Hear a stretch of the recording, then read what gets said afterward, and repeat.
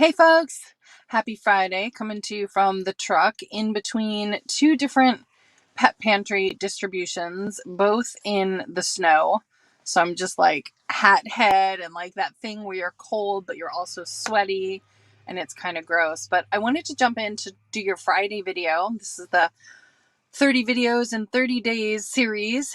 And I wanted to talk to you today about one of the factors that I've noticed, as an element of growing a successful business that I find really fascinating. And it's definitely, well, no, it's not. That's a lie. I was going to say I notice this more in Pity Posse Rescue than I do in arms coaching, but that's not actually true. I notice in both.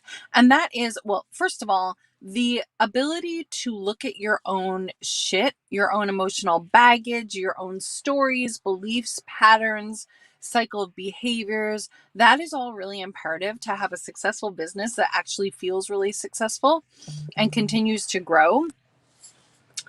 But part of that, sort of a subset of that, is one of the things that I notice, which is kind of like this fluctuation between hero complex and martyr complex.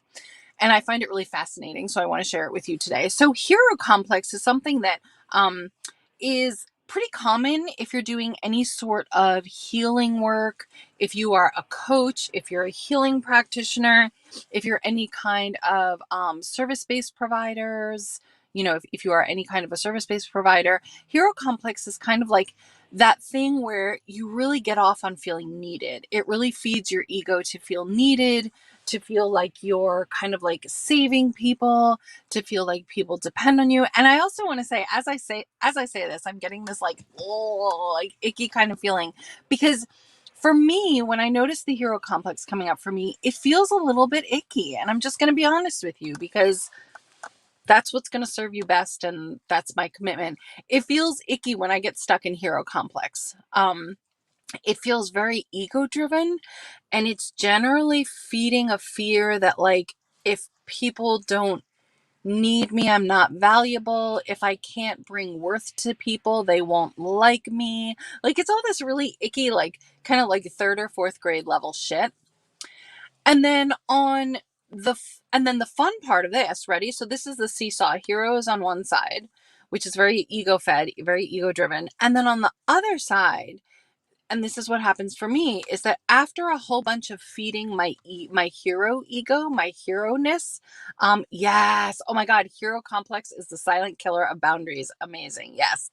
After feeding my hero complex for a bunch and like being like, I can do it, I got this, overtaking responsibility, not delegating. Those are two main symptoms of getting stuck in hero complex: overtaking of responsibility, not delegating, um not observing healthy boundaries, not checking in with yourself, kind of getting stuck in reactive mode versus responsive mode.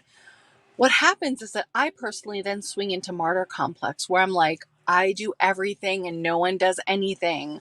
What are some other great belief systems of martyr complex? Oh, nobody's going to help me.